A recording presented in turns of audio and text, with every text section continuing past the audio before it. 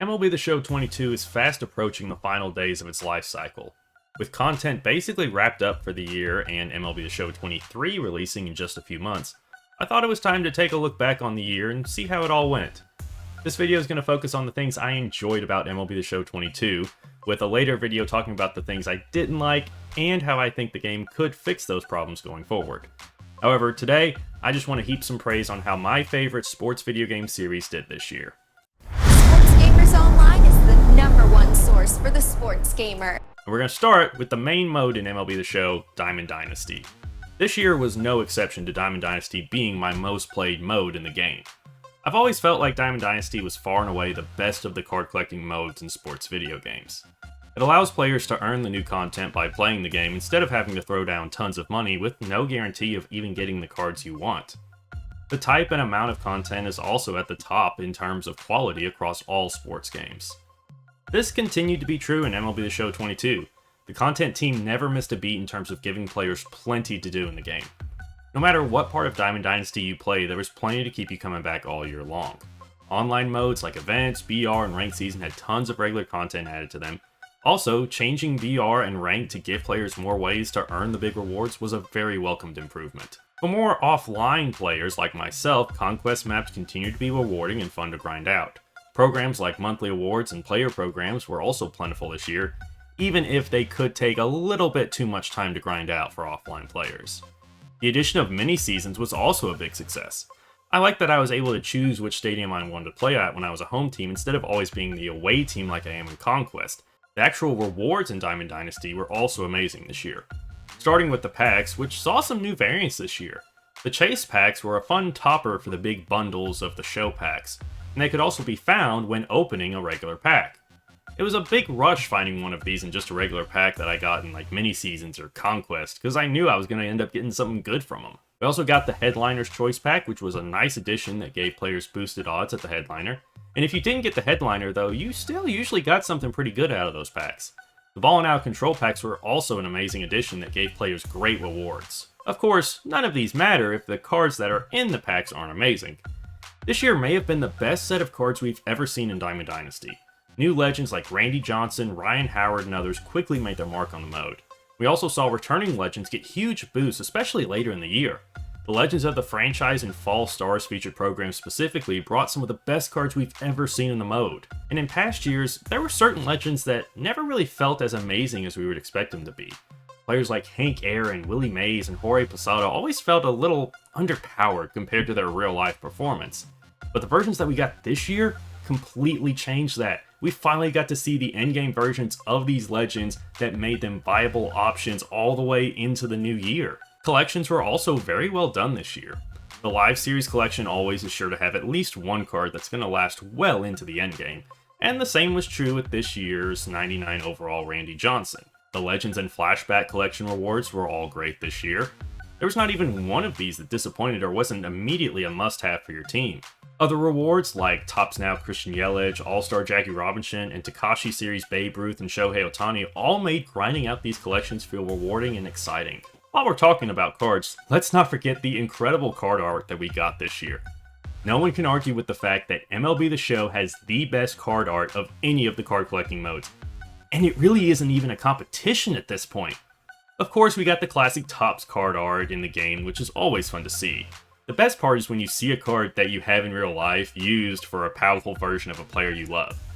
Like David Ortiz's Prime 99 overall card this year was a must-have for my squad because even though I am a Yankees fan, I loved having that card as a kid just because I loved how that series looked and how much I loved Ortiz as a player. The Takashi Okazaki series was introduced to the game this year mainly just because of how cool the card art looked. The Retro Finest series I felt was very underrated in terms of its design as well. The Signature series got a facelift this year that I felt was very improved over the last couple of years. And the Cover Athlete series was amazing, seeing all the previous cover athletes using their actual cover for the card art. Moving on from Diamond Dynasty, I want to talk about some of the fan-requested improvements that we saw in MLB The Show 22.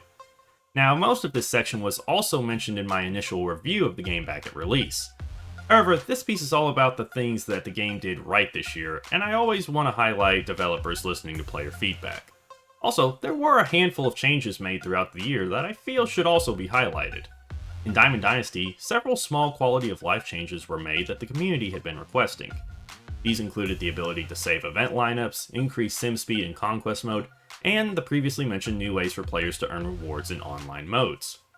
Road to the Show also got several small improvements based on community feedback.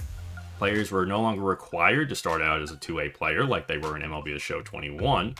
Players could now also create multiple wall players instead of having to use the same one for every playthrough. And the progression for the mode was changed so players no longer had to play Diamond Dynasty in order to progress in Road to the Show. Franchise wasn't left out of getting some fan-requested improvements. This year's game fixed the 2-way player bug. Now players like Shohei Ohtani will recover pitching stamina on the days that they DH, and vice versa. Pitchers in the postseason now recover stamina much faster compared to previous years as well. Now for the gameplay. Despite MLB The Show 22 having several gameplay problems, which I will definitely talk about in the What I Did Not Enjoy video, there were a few things I liked that this year's game did compared to previous years. The main change to gameplay I liked this year was the addition of perfect throws when throwing to any base. This added an extra bit of a skill gap to fielding. If you're able to consistently make perfect throws, you could gun down runners trying to stretch out that extra base. I also enjoyed the change to pitching in that the perfect region would grow if you tried to throw breaking balls high in the zone. I feel like this change helped with the problem of sinkers high in the zone being impossible to hit that we saw in a lot in MLB The Show 21. Presentation in MLB The Show 22 is probably the best it's been in this entire series. The updated graphics looked great and didn't get old throughout the year. I loved having both the regional and the national broadcast packages to make sure the big primetime games felt more important. The new bottom line ticker in franchise in March October was also probably my favorite addition to the entire game. Which might not be the best thing that a little ticker at the bottom in franchise mode was the best thing that this game added, but oh well, I still like it. To see that a CPU player in my franchise had just taken the league lead for home runs or set a career high for strikeouts in a game helped immerse me that much more into my playthrough. The commentary was also impressive in the game this year. John Boog Scamby and Chris Singleton did a great job for it being their first time in the game. I really enjoyed how there would be lines of dialogue that were relevant to what was happening in my league. In my March to October, for example, the pair talked about how I had just taken the division lead the night before and needed to keep that level of play going if I wanted to clinch the division that night. Hopefully, they'll continue to add to this as they continue in the role moving forward. The esports scene for MLB The Show 22 was very entertaining this year. This was my first year really watching the tournaments like the summer and fall circuits since I covered them for Sports Gamers Online, and as a newcomer, I had a lot of fun watching these events. The championship series for both were especially exciting as both came down to the final game to decide the champions. While I do think there's plenty that SDS can do in the future to grow their esports community, I did enjoy my first taste of it this year. Well, there you have it. Those are all of the things that stand out to me as the good things that MLB The Show 22 brought to the table this year. As we look back on the year that MLB The Show 22 has had, I have to say, I had a lot of fun with this game. Live content continued to carry this series with regular updates and additions. Meanwhile, community-requested fixes and changes to the presentation tried to breathe some life into the game. My first taste of the esports scene for the game just intensified my enjoyment of the series as well. Now, the game didn't hold my attention solely throughout the year like titles in the past might have. However, when I did hop back on, the content and enjoyment that MLB The Show always gives me was still there. So, now it's time to let me know what you liked about MLB The Show 22. Was there anything that you really enjoyed that I didn't mention? Let me know down in the comments. Also, stay tuned for the rest of the series where I'll talk about the things I didn't like about MLB The Show 22, as well as revealing my wish list for MLB The Show 23.